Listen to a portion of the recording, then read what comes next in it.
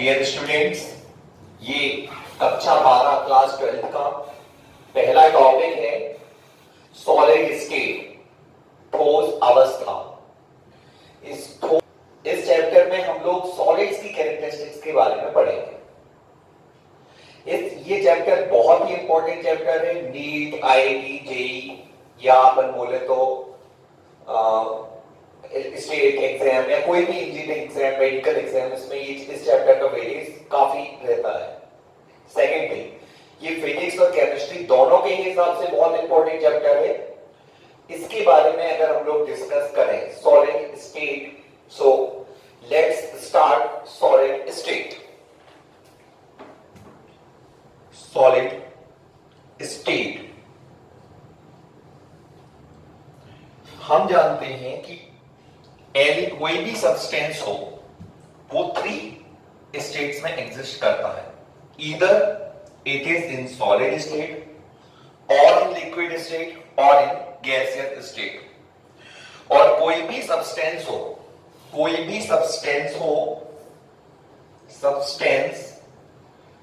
It is made up of either by atom, molecules और ions. किसी भी substance में, इस दुनिया में आप कोई भी सब्सटेंस उठा लें, या तो वो एटम से मिलकर बना होगा, या मॉलिक्यूल से मिलकर बना होगा, या आयन से मिलकर बना होगा। अगर हम लोग हिंदी में बात करें तो इसको कहते हैं हम लोग ठोस अवस्था। और ठोस अवस्था में जो कोई भी सब्सटेंस हो, या तो उसमें एटम, जिसे हम हिंदी में परमाणु कहते हैं, परमाणु होगा, या अणु होगा, या आयन होगा। इन सभी को हम मिलाकर के कहते हैं constituent particles.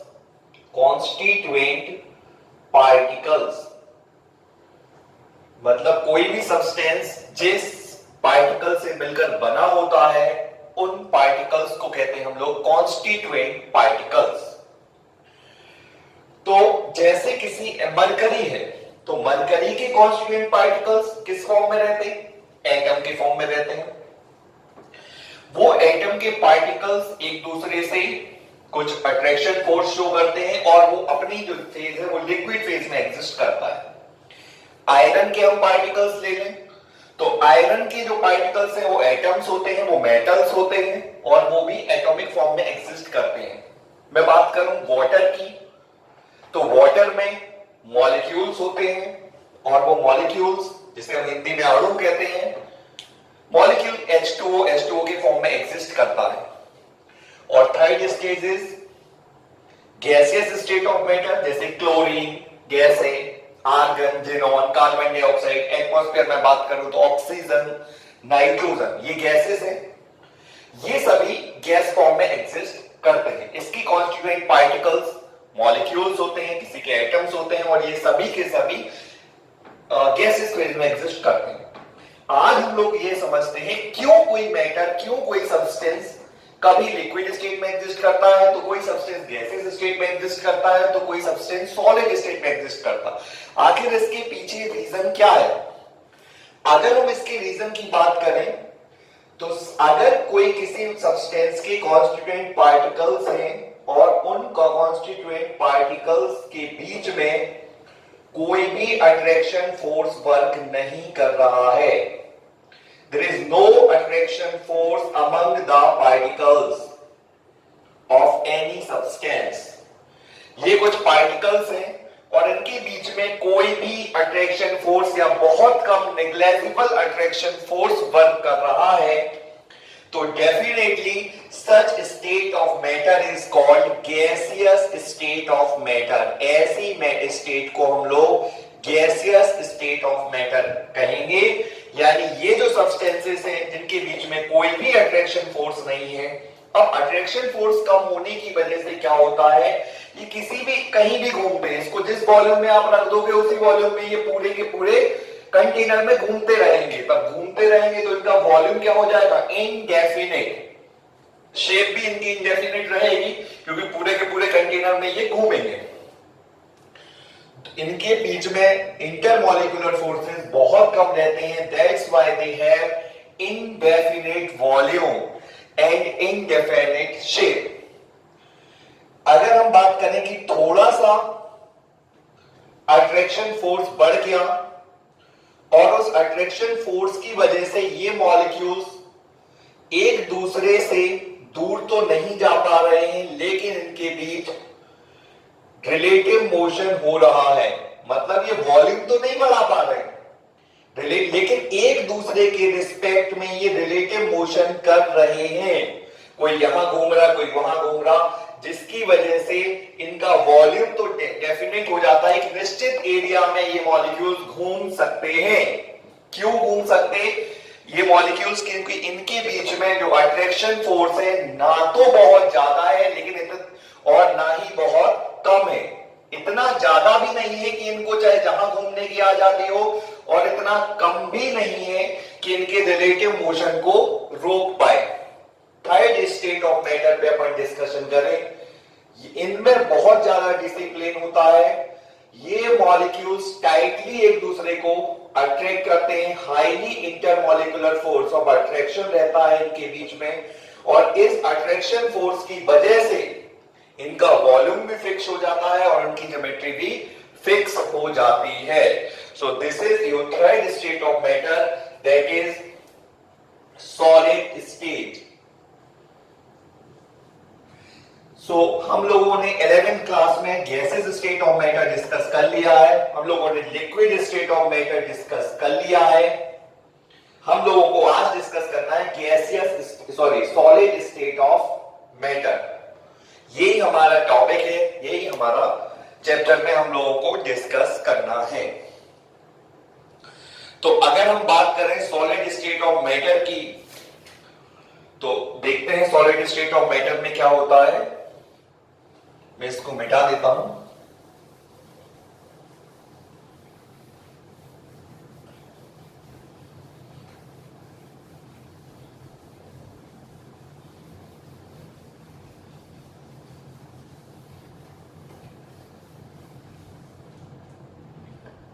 Solid state of matter. So now we are going to start solid state of matter. Hope so that आपको समझ में आ गया है कि solid state of matter होता क्या है। अब हम इसमें डिस्कस करेंगे solids basically 3 types के होते हैं। There are 3 types of solids. Number first, crystalline solids. Number second, amorphous solids. और number third is super cooled liquid. Super cooled liquid. There are 3 types of solids: crystalline solids, amorphous solids, and super cooled liquids. अब अगर हम बात करें crystalline solids की, तो इनमें क्या होता है? Fixed arrangement. जो मॉलिक्यूल्स का अरेंजमेंट होता है वो कैसा होता है? फिक्स्ड। या आयंस हो या मॉलिक्यूल्स हो या एटम्स हो, वो सभी एक फिक्स्ड अरेंजमेंट में होते हैं। अगर हम बात करें सॉलिड स्टेट ऑफ मैटर में, तो सॉलिड्स को क्लासिफाइड किया गया 3 टाइप्स में: crystalline solids, amorphous solids and super cooled liquid. उनमें क्रिस्टलाइन सॉलिड्स जो होते हैं उनका जो अरेंजमेंट होता है वो फिक्स होता है। फिक्स अरेंजमेंट में अगर मैं बोलूं कि जैसे आप लोगों ने आयरन देखा है, तो आयरन के पार्टिकल्स बिल्कुल टाइटली एक दूसरे को पकड़े रहते हैं, फिक्स्ड रहते हैं, एक दूसरे का साथ नहीं छोड़ते हैं। जो पोजीशन ऑक्यूपाई करनी वही पोजीशन रहती है। तो ऐसे सॉलिड्स को हम लोग सच क्रिस्टलाइन सॉलिड्स, इनकी एक कैरेक्टरिस्टिक है कि इनका अरेंजमेंट फिक्स होता है। मतलब ये अगर इन शॉर्ट बोले तो इनकी ज्योमेट्री डिसिप्लिन में रहते हैं। ये सभी सॉलिड्स डिसिप्लिन में रहते हैं। कैसे? जैसे आप लोगों ने सभी ने शक्कर का दाना, शुगर क्रिस्टल्स जरूर देखे होंगे। शुगर क्रिस्टल क्या कभी ने ऐसे किसी ने देखा है कि शुगर क्रिस्टल राउंड है, गोल है? शक्कर का दाना क्या कभी किसी बच्चे ने देखा है कि वो गोल है? कभी नहीं। शक्कर का दाना गोल नहीं होता है, बल्कि क्यूब स्ट्रक्चर, उसका स्ट्रक्चर क्यूब या क्यूबॉइड होता है। अगर आप शुगर पार्टिकल्स को ध्यान से देखो तो उसका जो स्ट्रक्चर होता है वो हम क्या होता है, क्यूब या क्यूबॉइड शेप का ही होता है। यानी इन पार्टिकल्स को की जो ज्योमेट्री होती है वो फिक्स होती है और उसी के अकॉर्डिंग इनका शेप दिया जा सकता है। डायमंड, डायमंड को काटा नहीं जा सकता आसानी से, और उसके काटने का एक प्रॉपर तरीका होता है। ऐसा नहीं कि डायमंड को आज ही लाए घर से वो काट डालेंगे हम, तो नहीं कटेगा। उसको एक तरीके से ही उसकी ज्योमेट्री के अकॉर्डिंग ही काटा जा सकता है। इसीलिए डायमंड, शुगर, ये सब क्रिस्टलाइन सॉलिड्स की कैटेगरी में आ जाएंगे। इनको हम लोग क्रिस्टलाइन सॉलिड्स कहेंगे। थर्ड इज, अच्छा चलो बात कर लेते हैं अमॉर्फस सॉलिड्स की। अमॉर्फस सॉलिड्स में अगर अपन देखें तो जस्ट इसका उल्टा, not fixed arrangement of particles, कोई फिक्स्ड अरेंजमेंट नहीं होता है पार्टिकल्स का, जो चाहे जहां मर्जी जिस तरीके से रह सकता है, ऐसे सॉलिड्स कहलाते हैं आपके amorphous solids. They may take any shape any size, इनकी कोई भी शेप इनको दिया जा सकता है, कोई भी साइज दी जा सकती है। Like silicates glass, silicate glass, इसको आप कोई भी साइज दे दो, सिलिकेट ग्लास को वो साइज में करा जा सकता है। कांच को आप कोई भी शेप दे सकते हो। एटम्स, अगर हम कोई एलम्स की बात करें, एलम्स, फिटकरी, फिटकरी को आप कोई भी शेप दे सकते हो, किसी भी शेप की फिटकरी आ सकती है। तो ये जो सॉलिड्स होते हैं इनको हम लोग बोलते हैं अमॉर्फस सॉलिड्स। अच्छा एक बात और, अगर आपको फाइंड करना है कि ये सॉलिड क्रिस्टलाइन है या अमॉर्फस, तो आप क्या करेंगे, जस्ट हीट देम, दोनों को गर्म कर दो। क्योंकि असली और नकली की पहचान कब होती है, जब उसको तपाया जाता है और जब उसको थोड़ा परेशान किया जाता है, और जब वो परेशान होने के बावजूद भी अपनी आइडेंटिटी ना खोए, तब वो असली है। और अगर उसको थोड़ा सा परेशान किया और उसने अपनी आइडेंटिटी खो दी, पूरा डिसिप्लिन भूल गया कि हम क्या हैं, तो फिर वो नकली है, वो असली नहीं है। That's why I am saying that crystalline solid, कोई भी सॉलिड आपको मिला, आपने उसको क्या किया, मेल्ट, उसको हीट करना शुरू कर दिया, और जैसे ही आपने उसको हीट किया, हीट करने के बाद, क्योंकि नॉर्मल टेम्परेचर प्रेशर में तो सब वैसे ही रहते हैं, कोई दिक्कत नहीं है। दिक्कत कहां है, जब आपने उसको परेशान किया, उसको गर्म किया, उसको आपने हीट किया, और तब वो अपनी आइडेंटिटी को बचा के रखेगा, दैट्स अ क्रिस्टलाइन सॉलिड, तब वो प्रॉपर सॉलिड है। और अगर गर्म करने पर पिघल गए, सब खो दिया, तो फिर समझ लो वो सॉलिड क्रिस्टलाइन नहीं है बल्कि अमॉर्फस है। कैसे, हमने किसी क्रिस्टल को गर्म किया, और गर्म करने में उसका मेल्टिंग पॉइंट, वो melting is a phenomena of solid, ये सॉलिड्स की एक प्रॉपर्टी है। हमने किसी सॉलिड्स को हीट किया और वो हीट एक फिक्स्ड टेम्परेचर पर हुआ, मतलब मेल्ट एक फिक्स्ड टेम्परेचर पर हुआ, तब हम उसको बोलेंगे that's a crystalline solid. For example ice, ice अगर हीट होगी, अगर आप उसे मेल्ट करने की कोशिश करोगे, तो वो 0 डिग्री सेल्सियस पर ही मेल्ट होगी, ना ही उससे पहले और ना ही उसके बाद में। मींस क्रिस्टलाइन सॉलिड्स का एक फिक्स्ड मेल्टिंग पॉइंट होता है, जबकि अमॉर्फस सॉलिड का एक रेंज होती है। हो सकता है आपने उसको गर्म करने की कोशिश की, जैसे alum, silicate ion, silicate glass, इनको आप अगर हीट करोगे तो प्रॉब्लम ये है कि हीट तो ये होंगे, लेकिन मे बी पॉसिबल कि इसका कुछ भी एमपी है, सपोज इसका एमपी 120 डिग्री सेल्सियस है, और आपने इसको हीट किया, और हीट करने के बाद हो सकता है ये 126 तक हीट हो, मतलब 120 पर आपको हीट होगा, 121 पर होगा, 122 पर होगा, एक रेंज मिलेगी आपको मेल्टिंग की। दैट्स अमॉर्फस सॉलिड, यानी क्रिस्टलाइन सॉलिड्स का जो एमपी होता है, जो मेल्टिंग पॉइंट होता है, वो फिक्स्ड होता है, जबकि अमॉर्फस सॉलिड का मेल्टिंग पॉइंट एक वेरी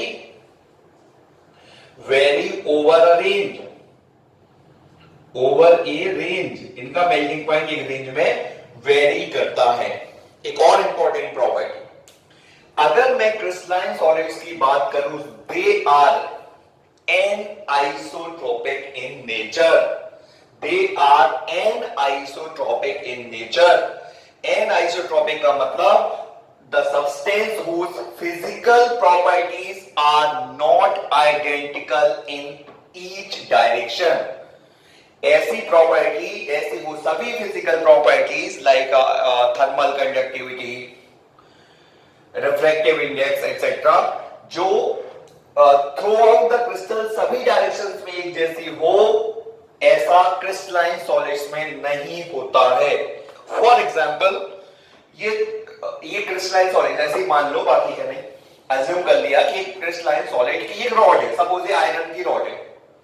मैं चाहूं तो इसको ऐसे आराम से तोड़ सकता हूं, ताकत है, मतलब टूट तो सकता है, लेकिन मैं चाहूं इसको बीच से ऐसे ऐसे पकड़ के तोड़ दूं तो ये नहीं टूट सकता। यानी अलोंग द लेंथ तो ये टूट जाएगा, लेकिन अलोंग द डायमीटर ये नहीं ब्रेक हो सकती। That's why हम कह सकते हैं कि crystalline solids are anisotropic in nature. Anisotropic का मतलब ऑल द डायरेक्शंस में सभी प्रॉपर्टीज सेम नहीं होती हैं, लेकिन अमॉर्फस से काफी सरप्राइज है, अमॉर्फस सॉलिड्स में जो प्रॉपर्टीज होती हैं वो आइसोट्रोपिक होती हैं in each direction। physical properties are isotropic in each direction, सभी डायरेक्शंस में आइसोट्रोपिक प्रॉपर्टीज ये रखते हैं।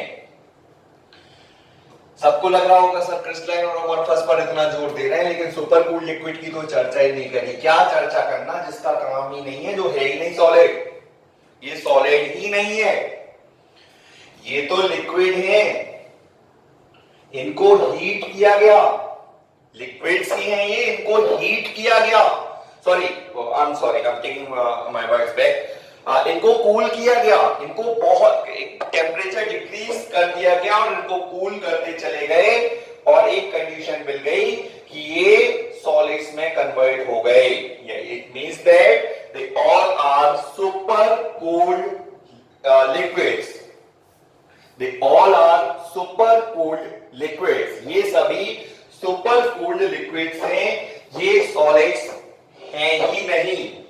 यानी those solids appear as solids, those substances which appear as solids but don't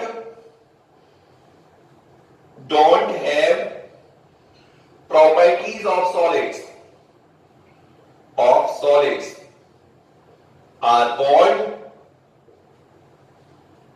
super cooled liquid, super cooled liquids। अब ये हैं तो दिख तो सॉलिड्स रहे, लेकिन इनकी प्रॉपर्टी सॉलिड से मैच नहीं करती हैं। फॉर एग्जांपल प्लास्टिक, मैं प्लास्टिक की बात करूं तो इसमें मेल्टिंग नहीं होती, ये थोड़ा सा लूज होगा, सपोज ये मार्कर, ये प्लास्टिक का है, मैंने इसको गर्म किया, इसको हीट किया, लेकिन इसमें क्या होगा, ये हीट होगा लेकिन मेल्ट नहीं होगा, थोड़ा सा लूज होगा और फिर एकदम से लिक्विड में कन्वर्ट हो जाएगा, हो सकता है गैस फॉर्म में कन्वर्ट हो जाए। तो ये सॉलिड की प्रॉपर्टी को फॉलो नहीं कर रहे हैं। प्लास्टिक हो, रबर हो या कोई भी पॉलीमर, ऑल द पॉलीमर्स इसमें सुपर कूल्ड लिक्विड की कैटेगरी में आ जाते हैं। क्लियर? तो ये तो कर रखी थी हम लोगों ने बात सॉलिड्स की। इस तरह से हम सॉलिड्स को crystalline solids, amorphous solid in super cooled liquid में कन्वर्ट कर सकते हैं। इसमें दो मेन पॉइंट जो निकल के आए, इन दोनों में आपको डिफरेंस पढ़ना पड़ेगा। क्रिस्टलाइन और अमॉर्फस सॉलिड्स में क्या डिफरेंस होता है ये आपको पढ़ना पड़ेगा। My next topic is I'm going to discuss types. Listen, in 12th standard ना तो हमें इंटरेस्ट रहेगा अमॉर्फस सॉलिड से, ना ही हमें इंटरेस्ट रहेगा सुपर कूल्ड लिक्विड से, बल्कि हमारा इंटरेस्ट है क्रिस्टलाइन सॉलिड से। इनके बारे में हमें through out the chapter discuss करना है। So let's start